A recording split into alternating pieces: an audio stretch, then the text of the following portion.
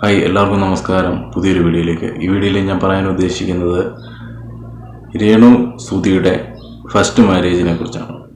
അത് നമുക്ക് കോട്ടയംകാർക്ക് അല്ലെങ്കിൽ ഞാലക്കുടി താമസിക്കുന്ന എല്ലാവർക്കും അറിയാവുന്ന ഒരു കാര്യമാണ്. അവിടെ ഉള്ളൊരു ബിനു എന്ന് പറയുന്ന ഒരാളുമായിട്ട് കല്യാണം കഴിഞ്ഞു എന്നുള്ളത്.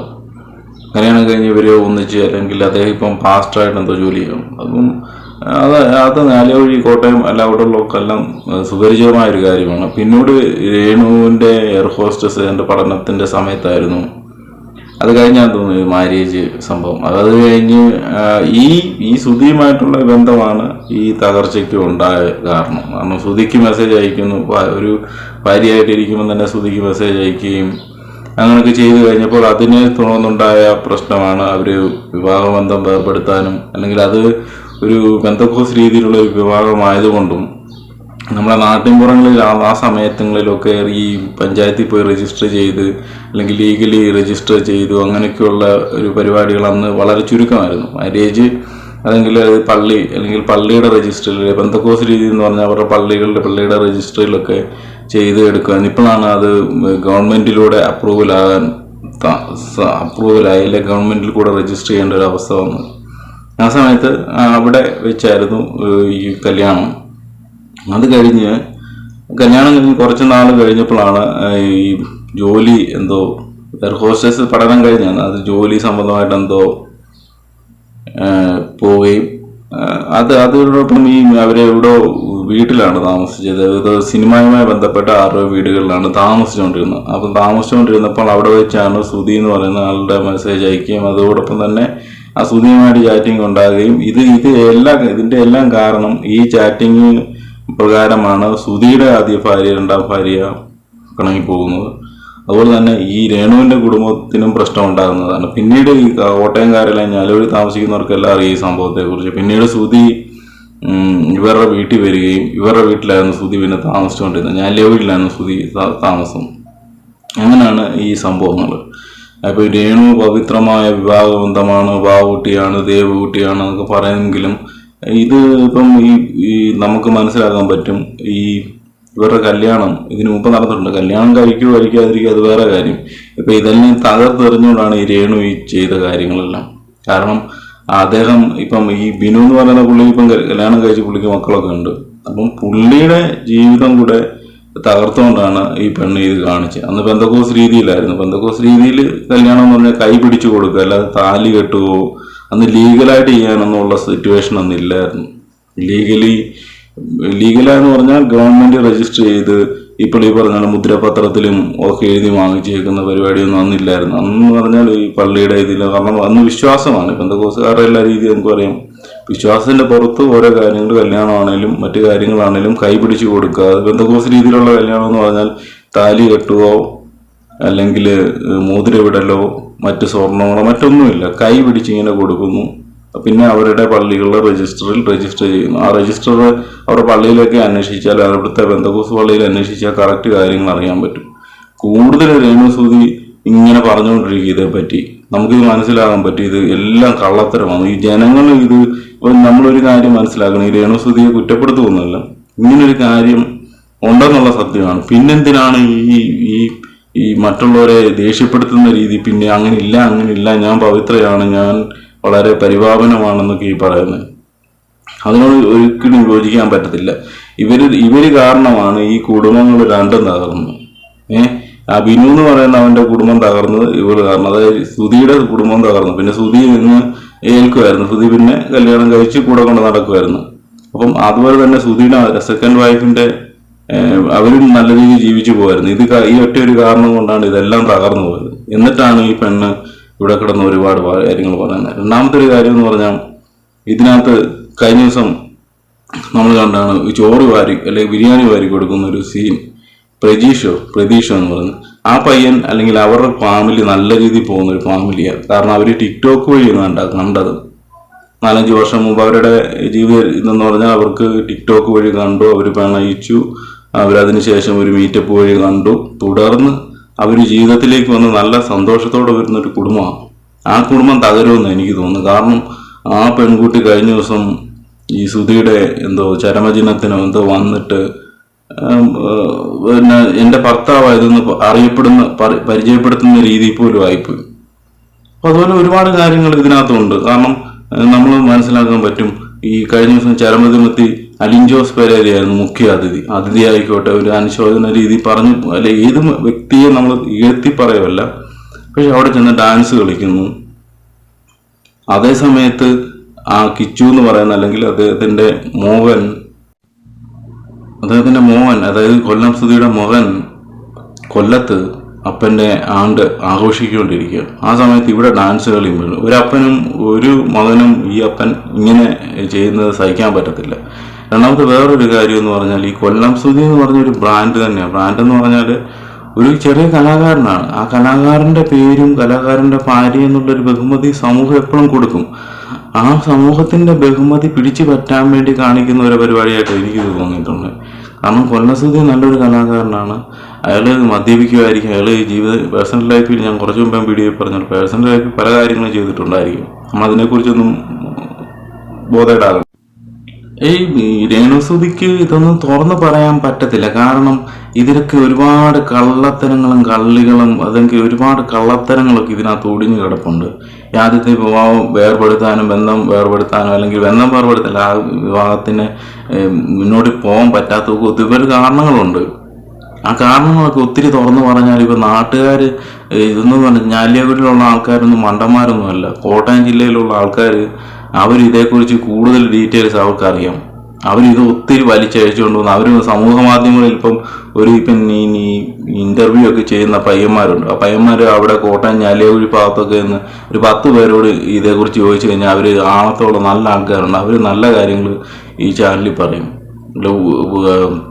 ഇതുപോലുള്ള കാര്യങ്ങളെക്കുറിച്ച് ആവശ്യമില്ലാത്ത കാര്യങ്ങൾ ചെകഞ്ഞതും എടുക്കുന്നതും പറയാതെ അവിടെ വെച്ച് സ്റ്റോപ്പ് ചെയ്ത് നിർത്തുന്നതായിരിക്കും ഏറ്റവും നല്ലത്. എങ്ങനെയാണോ ഷോർട്ട് ഫിലിമോ വീഡിയോ എന്തൊക്കെ ചെയ്തുകൊണ്ട് സമാധാനത്തോടെ ജീവിച്ചു പോകുന്നതായിരിക്കും ഏറ്റവും നല്ലത്. അതല്ലാതെ ഈ പറഞ്ഞവരെ പിന്നെയും തെറി പറഞ്ഞുകൊണ്ടിരുന്നാൽ അവർ പിന്നെയും ഓരോ കാര്യങ്ങൾ എടുത്തിട്ടുകൊണ്ടിരിക്കുന്ന ഒരുപാട് കാര്യങ്ങളുണ്ട് ഇതിനകത്ത് പറയാൻ. നമ്മൾ ഒരുപാട് കാര്യങ്ങൾ അങ്ങനെ പറഞ്ഞ് മറ്റുള്ളവരെ ഒത്തിരി ഇതാക്കേണ്ട കാര്യമില്ലല്ലോ. ഇവർ പെയ്ഡ് ഇന്റർവ്യൂ ചെയ്ത് മറ്റുള്ളവരെ ദേഷ്യം പിടിപ്പിക്കുക, മറ്റു കാര്യങ്ങളൊക്കെ ചെയ്യുക. ഇവര് പറയുന്നത് 99% ചില കാര്യങ്ങളും കള്ളമാണ്. ഇവർക്ക് എല്ലാ കാര്യങ്ങളും അറിയാം. ഇവരാണ് സുധിയുടെ ജീവിതത്തിൽ ഇത്രയും സുധിയുടെ ജീവിതം നശിപ്പിച്ചിട്ട് ഇവരാണ് ഒരു ഭാര്യയായിട്ട് കൂടിയത്. സുധിച്ചേട്ടൻ എന്ന് പറഞ്ഞു. അതിന് ഒരുപാട് കാരണങ്ങളുണ്ട്. കാരണം അവന് സുധിക്ക് മെസ്സേജ് അയച്ച് തുടങ്ങിയപ്പോൾ വന്ന് മൊബൈലിൽ മെസ്സേജ് അയക്കുന്ന സമയമാണ്.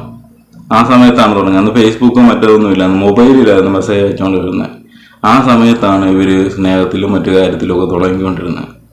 അപ്പോൾ അതൊക്കെ നമുക്ക് മനസ്സിലാക്കാൻ പറ്റും. പക്ഷെ ഒത്തിരി കാര്യങ്ങൾ പറയാനുണ്ട്. പക്ഷെ അതൊന്നും ഇപ്പം ഈ മീഡിയയ്ക്ക് മുമ്പിൽ ഒത്തിരി കാര്യങ്ങൾ പറയേണ്ട കാര്യമില്ല. നമുക്കത് മനസ്സിലാക്കാൻ പറ്റും. രണ്ടാമത്തെ കാര്യം, സുധിയെ വിറ്റ് അല്ലെങ്കിൽ സുധിയുടെ മകൻ എന്ന് പറയുന്ന ഒരാൾ ജീവിച്ചിരിപ്പുണ്ട്. മകന് ഒരുപക്ഷെ ഇച്ചിരി കുറച്ച് കാര്യങ്ങളൊക്കെ അറിയാം. അപ്പനെ ഇത്രയും തേജോവധം ചെയ്യുന്ന കാര്യങ്ങളൊക്കെ ആ മകൻ ഒരിക്കലും കണ്ടിരിക്കുമെന്ന് എനിക്ക് തോന്നുന്നില്ല. അപ്പനെ ഇപ്പം ഞാൻ ഒരു കാര്യം പറയാം. അലിൻ ജോസ് പെരേര അവിടെ വീട്ടിൽ വന്ന്, ശ്രുതിലയം എന്ന് പറയുന്ന വീട്ടിൽ വന്ന് ഡാൻസ് കളിക്കുന്ന സമയത്ത് ആ മോൻ ഉണ്ടായിരുന്ന ഒറ്റയടിക്ക് അവനെ അവിടുന്ന് ഓടിച്ചേനെ. കാരണം ഒരപ്പം മരിച്ച ആ ചരമദിനത്തിൽ ഒരാൾ വന്ന് ഡാൻസ് കളിക്കുന്നു, ആഘോഷിക്കുന്നു, അങ്ങനൊന്നും അല്ല. രണ്ടാമത്തെ കാര്യം, ആ കിച്ചു അല്ലെങ്കിൽ അവൻ എന്തുകൊണ്ടാണ് ഇവരുടെ വീട്ടിൽ താമസിക്കാത്തത് നമ്മൾ ചിന്തിച്ചാൽ മനസ്സിലാവും. ഇവരെ കാണിക്കുന്ന രീതിയും വെച്ച് അവൻ അവിടെ താമസിക്കാൻ അപ്പൻ്റെ വീട്ടിൽ പോയി താമസിക്കുന്നു. അവൻ ഇത്രയും പ്രായമുള്ളത്, അല്ലെങ്കിൽ അവനെന്തോ കോഴ്സ് പഠിക്കുന്നത് എന്തൊക്കെയാണ്, നമുക്ക് കൂടുതൽ ഡീറ്റെയിൽസ് അറിയത്തില്ല. അവന് ഇതൊക്കെ കാണുമ്പോൾ അവന്റെ മനസ്സിന് വേദന ഉണ്ടാകും. കാരണം അവന്റെ അപ്പനാണ്. ഇവർക്ക് അല്ലെങ്കിൽ ഈ രേണുസുധിക്ക് വെറും ഭർത്താവ് മാത്രം, അതായത് 5 വർഷം കൂടെ ഉണ്ടായിരുന്ന ഒരു ഭർത്താവ്, ഇത് മാത്രമാണ്. പക്ഷെ അവന് അപ്പനാണ്. അവനെ ഇപ്പം ഒരു ഇന്റർവ്യൂവിൽ കൊല്ലം സുധി പറയുന്നുണ്ട്, ഈ കിച്ചു എന്ന് പറയുന്ന ആ പയ്യനെ അവിടെ അവന്റെ അമ്മ ഒറ്റയാളോട് പോയി കഴിഞ്ഞപ്പോൾ ഈ കിച്ചുവിനെയും കൊണ്ട് സ്റ്റേജ് സ്റ്റോകളിൽ കൊണ്ട് നടന്ന് വളർത്തിയ ഒരു മകനാണത്. നമ്മൾ ഒരു അസീസ് ഉൾപ്പെടെയുള്ളവർ പറഞ്ഞിട്ടുണ്ട്, സ്റ്റേജിന്റെ പുറകിൽ ഈ കുഞ്ഞിനെ കൊണ്ട് നിൽക്കും. അടുത്ത സ്കിറ്റ് കളിക്കാൻ കയറുമ്പോൾ അസീസ് അല്ലെങ്കിൽ മറ്റാരെങ്കിലും ആർട്ടിസ്റ്റ് ആയിരിക്കും പിടിക്കുന്നത്. അങ്ങനെ കൊണ്ടു നടന്ന് വളർത്തിയ പയ്യനാണ്. ആ പയ്യൻ അപ്പൻ്റെ കൂറും അപ്പനോടുള്ള സ്നേഹവും അത് എപ്പോഴും കാണിച്ചിരിക്കും. ഈ 100% ഉറപ്പ് കുറച്ച് കഴിയുമ്പോൾ രേണുസുധീനെ ഇവൻ നല്ല തെറി പറഞ്ഞ് ഈ അപ്പൻ്റെ പേര് ഇനി ഉപയോഗിക്കില്ലെന്നും പറഞ്ഞ് ഓടിക്കും. കാരണം ഈ കൊല്ലം സുധി ഉണ്ടാക്കി വെച്ചിരിക്കുന്ന ഒരു ചെറിയൊരു ഇമേജ് ഉണ്ട്. ആ ഇമേജ് കള്ളുകൂടിയെല്ലാം എത്രയോ ആർട്ടിസ്റ്റുകൾ കള്ളുപിടിക്കും, എത്രയോ ആർട്ടിസ്റ്റുകൾ 2-3 കല്യാണം കഴിച്ചിട്ടുണ്ട്. അതിനേക്കാൾ ഉപരി അദ്ദേഹത്തിന്റെ ഇമേജ് കൂടെ കളയുന്ന രീതിയിൽ, കാരണം ഇങ്ങനെയൊക്കെയുള്ള കാര്യങ്ങൾ കാണിക്കുന്നത്. അപ്പോൾ അതുകൊണ്ട് 100% നമുക്ക് മനസ്സിലാക്കാൻ പറ്റും ഇത് ഫെയിമിന് വേണ്ടി ചെയ്യുന്ന നാടകം മാത്രമാണ്. അല്ലാതെ ഇതിനകത്ത് ഒരു പവിത്രമായ സ്നേഹമോ ഒന്നുമില്ല. ഒരു ആദ്യത്തെ മാരേജ് ആണെങ്കിൽ, രേണുസുധിയുടെ ആദ്യത്തെ മാരേജ് ആണെങ്കിൽ നമുക്ക് മനസ്സിലാക്കാൻ പറ്റും ഇത് പവിത്രമായ അഗാധമായ സ്നേഹത്തിൻ്റെ മൊയ്തീനും കാഞ്ചനമാലയും പോലെയുള്ള സ്നേഹമാണ്. ഇതൊരിക്കലുമല്ല മൊയ്തീനും കാഞ്ചനമാലയുടെ 7 ഇലത്തൂലെത്തത്തില്ല. ഇത് വെറും ഒരു സ്നേഹം. സ്നേഹിച്ചു, കല്യാണം കഴിച്ചു, ഭർത്താവ് മരിച്ചു അപ്പോഴുള്ള സ്നേഹം. കാരണം അദ്ദേഹത്തിന് ഫെയിമുണ്ട്. ആ ഫെയിം ഇങ്ങോട്ട് യൂസ് ചെയ്ത് ഞാനൊരു സ്റ്റാറായി, ഞാനൊരു സെലിബ്രിറ്റിയായി, ഞാനൊരു സെലിബ്രിറ്റി രേണുസുധി, ആക്ട്രസ് രേണുസുധി ആയി കഴിയുമ്പോൾ ഈ സുധീനെ എടുത്ത് മാറ്റുന്നു. പിന്നെ കിച്ചുവിനെ എടുത്ത് കളയുന്നു. രണ്ടാമത്തെ സുധിയുടെ മോനെ എടുത്ത് കളയുന്നു. സുധിയിലെത്തി നിങ്ങളെല്ലാം താമസിച്ചു എന്ന് പറയുന്നു. ഒരു 2 നില വീട് എവിടെയെങ്കിലും വെക്കുന്നു. ഒരു പുതിയ സിനിമ ഇൻഡസ്ട്രിയിൽ നിന്ന് ഒരു ഭർത്താവിനെ, അതും ഏതെങ്കിലും ഭാര്യമാരും സന്തോഷത്തോടെ ജീവിക്കുന്ന ഒരു കുടുംബത്തിൽ നിന്ന് ഒരു ഭർത്താവിനെ വലിച്ചു വീഴ്ച ഉള്ളെടുക്കും. അത് ഏതെങ്കിലും ഒരു നല്ലൊരു ആർട്ടിസ്റ്റ് ആയിരിക്കും, പാവം പിടിച്ചവനെ. എന്നിട്ട് ഇവള് കുറച്ച് നാൾ അങ്ങനെ ജീവിക്കും. ഇതാണ് ഇവിടെ എയിം. കാരണം അങ്ങനെയാണ് ഇതിനു മുമ്പ് ചെയ്തിട്ടുള്ളത്. അങ്ങനെയാണ്. കാരണം ബിനു എന്ന് പറയുന്നത്, അല്ലെങ്കിൽ ഈ കൊല്ലം സുധി എന്ന് പറയുന്ന ആർട്ടിസ്റ്റ് നല്ല സന്തോഷത്തോടെ ജീവിച്ചുകൊണ്ട് പോകുമായിരുന്നു. ആ കിച്ചിനോട് ശരിക്കും നിങ്ങൾ ചോദിച്ചു കഴിഞ്ഞാൽ, അല്ലെങ്കിൽ സുധിയുടെ രണ്ടാമത്തെ മോനോട് നിങ്ങൾ ചോദിച്ചു കഴിഞ്ഞാൽ കറക്റ്റ് മനസ്സിലാവും. ആദ്യത്തെ മോനോട് ചോദിച്ചു കഴിഞ്ഞാൽ മനസ്സിലാവും എങ്ങനെയാണ് അവരുടെ രണ്ടാമത്തെ ഫാമിലി, അതായത് സുധി 2ാമത് കല്യാണം കഴിച്ചപ്പോൾ എങ്ങനെയാണ് അവർ കഴിഞ്ഞു പോയിരുന്നതെന്ന്. ഒരു ഭർത്താവ്, അല്ലെങ്കിൽ നമ്മൾ എപ്പോഴും ചിന്തിക്കണം, ഒരു ഭർത്താവും ഭാര്യ അവർ കുടുംബമായിട്ട് നല്ല രീതിയിൽ ജീവിക്കും. അത് ആർട്ടിസ്റ്റാണെങ്കിലും ശരി, അതിര് കവിഞ്ഞുള്ള മെസ്സേജ് അയക്കല്, സംഭാഷണം, കാണല്, പിന്നെ ഇവര് റൂം എടുത്ത് കാണുക, അതെടുത്ത് കാണുക, സുധി ഷോകളിൽ കാണുക, അതെല്ലാം നിർത്തുക.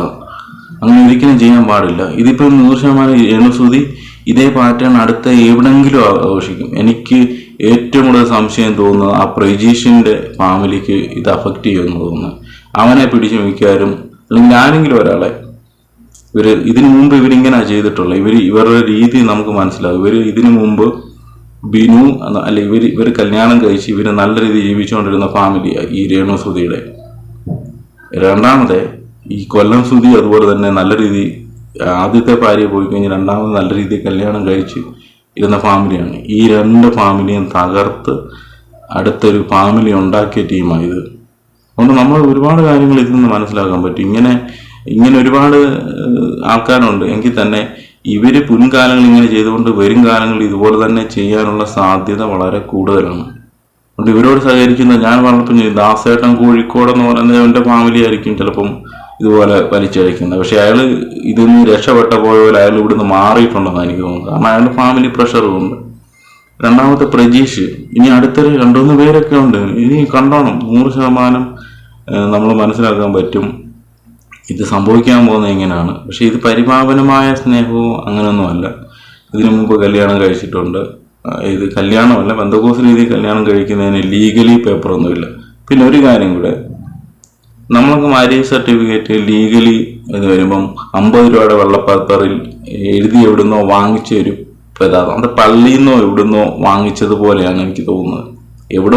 ഏതോ ഒരു സ്ഥാപനം എവിടുന്നോ 50 രൂപയുടെ വെള്ള പേപ്പർ രജിസ്റ്റർ ചെയ്ത്, അതായത് അത് ഒറിജിനൽ ലീഗലി ഒരു മാരേജ് സർട്ടിഫിക്കറ്റ് ആണെന്ന് എനിക്ക് തോന്നുന്നില്ല. ലീഗലി വാലിഡ് ഉള്ളതാണെന്നോ എനിക്ക് തോന്നുന്നില്ല.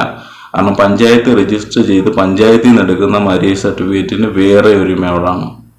അത് ആ മാരേജ് സർട്ടിഫിക്കറ്റ് നമുക്ക് കണ്ടറിയാം, ഫോട്ടോയൊക്കെ ഒട്ടിച്ച് നല്ല രീതിയിലാണ്. രണ്ടാമത്തെ ഇതെന്ന് പറഞ്ഞാൽ പള്ളിയിലെവിടോ അല്ലെങ്കിൽ എവിടെയോ വെച്ചോ അത് രജിസ്റ്റർ ചെയ്ത് അവിടുന്ന് രജിസ്റ്റർ 50 രൂപ പത്രത്തിൽ നമുക്ക് അവർ എഴുതി തരുന്ന ഒരു മാരേജ് കോപ്പിയാണെന്ന് എനിക്ക് തോന്നുന്നു. അതിനെക്കുറിച്ച് ഡീറ്റെയിൽ അറിയത്തില്ല. ഡീറ്റെയിൽ അന്വേഷിച്ചിട്ട് ഞാനൊരു അടുത്തൊരു വീഡിയോ ചെയ്യാം. എന്ത് തന്നെയായാലും ഇതെല്ലാം ഫ്രോഡ് തരമാണ്. ഇതെവിടോ ഞാൻ മുന്നേ പറഞ്ഞ പോലെ ബിഗ് ബോസിൽ കാണാനുള്ള ഒരു ഫ്രോഡിലൻ പരിപാടിയാണ്. ജനങ്ങൾ ആരും ഈ കഴിഞ്ഞ ഇപ്പോഴെല്ലാം ഇന്റർവ്യൂകൾ കൊടുക്കുക. ഇത് നമുക്കിപ്പോഴും അറിയാം ഒരു കള്ളത്തരം അല്ലെങ്കിൽ ഇതിന്റെ പുറകിലില്ലെങ്കിൽ പിന്നെ എന്തിനാ ഇന്റർവ്യൂ കൊടുക്കുന്നത്? ഞാൻ നിരപരാധിയാണ്, ഞാൻ തെറ്റുകാരനല്ല എന്ന് പറഞ്ഞാൽ പിന്നെന്തിനാ വെറുതെ ഇന്റർവ്യൂ കൊടുക്കുന്നത്? ഇന്റർവ്യൂ കൊടുക്കേണ്ട ആവശ്യമേ ഇല്ല. അപ്പൊ എന്ത് തന്നെയായാലും ഈ പ്രേക്ഷകർ ഇതെല്ലാം കാണുന്നുണ്ട്, അവര് വിലയിരുത്തട്ടെ. നമ്മൾ ഇപ്പം ഞാൻ കാണാത്ത വീഡിയോകളും ഞാൻ കാണാത്ത മുഖങ്ങളും ഇപ്പൊ രേണുസുധിയുടെ അല്ലെങ്കിൽ അവരുടെ കണ്ട ഒരുപാട് പേരുണ്ട്. അപ്പൊ ജനങ്ങൾ വിലയിരുത്തട്ടെ എന്താ ചെയ്യേണ്ടതെന്ന്.